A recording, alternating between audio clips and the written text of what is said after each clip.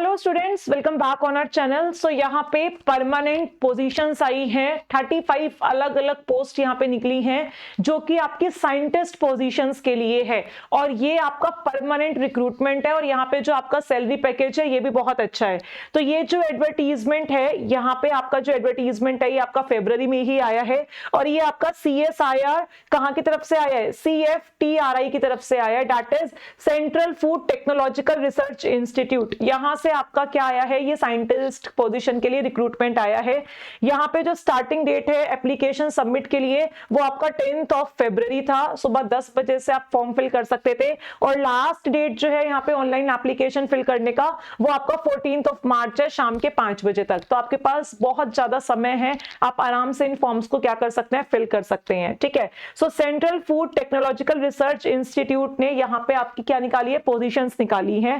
Total अगर हम यहाँ पे बात करें तो साइंटिस्ट के लिए आपके पास कितनी नंबर ऑफ पोस्ट है? 34 पोस्ट है। अनरिजर्व्ड के लिए 14, EWS के लिए 3, SC के लिए 6, ST के लिए 2, OBC नॉन क्रीमी लेयर के लिए 9 और यहाँ पे एक पोस्ट जो है वो PWBD HH के लिए रिजर्व है। ठीक है, तो यहाँ पे अगर हम बात करें इनका पे स्केल क्या होगा, तो इनका जो पे स्केल होगा वो 7th CPC के बेस्ड पर होगा, लेवल 11th पर 67,700 से लेके यानी कि 67,700 से लेके यहाँ पे 2,08,700 रुपए तक का जो है आपका क्या रहेगा? पे लेवल रहेगा। टोटल इमोल्यूमेंट्स जो रहेंगे वो आपके कितने रहेंगे भाई? एज पर 7th CPC वो आपके यहाँ पे 1,22,629 रुपए रहेंगे। और उसके बाद अगर हम अपर एज लिमिट नॉट एक्सीडिंग 14 मार्च 2025 से आपको अपना डेट ऑफ बर्थ मैच करके देखना है, आपकी जो अपर एज है वो 32 साल से ज्यादा नहीं होनी चाहिए, तो आप क्या कर सकते हैं? तो आप यहाँ पे अप्लाई कर सकते हैं। जो यहाँ पे ये टोटल इमोल्यूमेंट्स जो लिखा हुआ है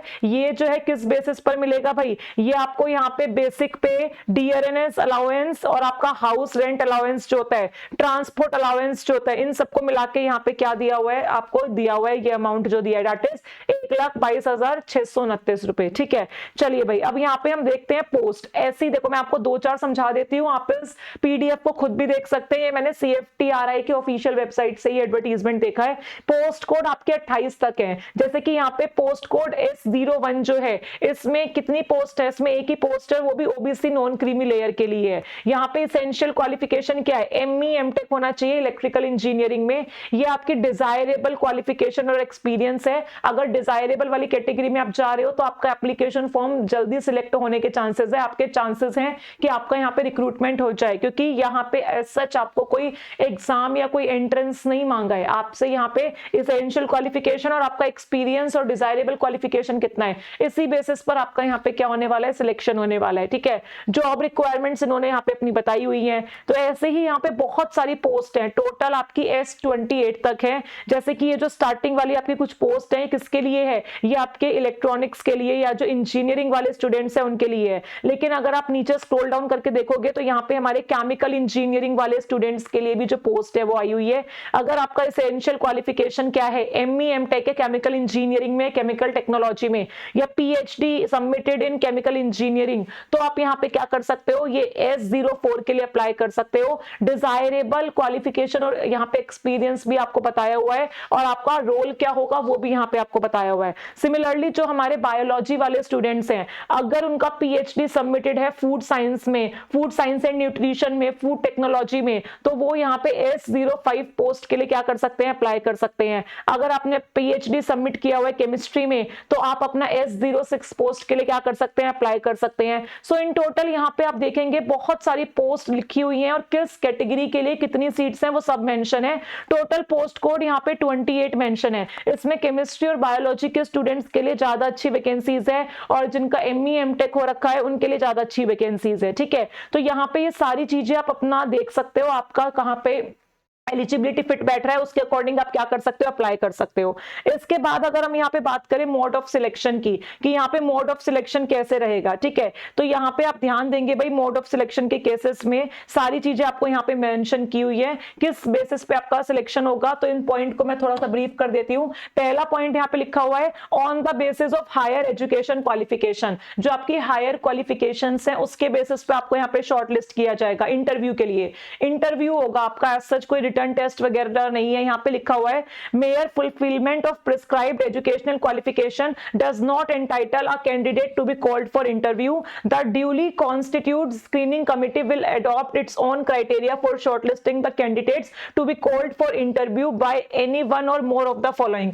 यानी कि आपके इन मेथड्स के बेसिस पर जो कमेटी वहां बैठी हुई है वो आपको यहाँ पे इंटरव्यू के लिए क्या करेगी, शॉर्टलिस्ट करेगी। तो यहाँ पे क्या क्या क्राइटेरिया है, आपका हायर एजुकेशन क्वालिफिकेशन को देखा जाएगा, आपका डिजायरेबल एक्सपीरियंस या डिजायरेबल क्वालिफिकेशन क्या है वो देखा जाएगा, आपने कितनी पेटेंट्स फाइल की हुई हैं, पब्लिकेशंस के बेसिस पे आपको जर्नल्स के बेसिस पर यहाँ पे सिलेक्ट किया जाएगा, क्वालिटी नंबर एंड ऑथरशिप के बेसिस पर आपको यहाँ पे क्या किया जाएगा, आपको यहाँ पे इंटरव्यू के लिए शॉर्टलिस्ट किया जाएगा, रिसर्च स्पेशलाइजेशन क्या है, पीएचडी डिसिप्लिन क्या है आपका, यहाँ पे रिटर्न टेस्ट और सेमिनार के बेसिस पर आपको यहाँ पे क्या किया जाएगा, इंटरव्यू के लिए शॉर्टलिस्ट किया जाएगा।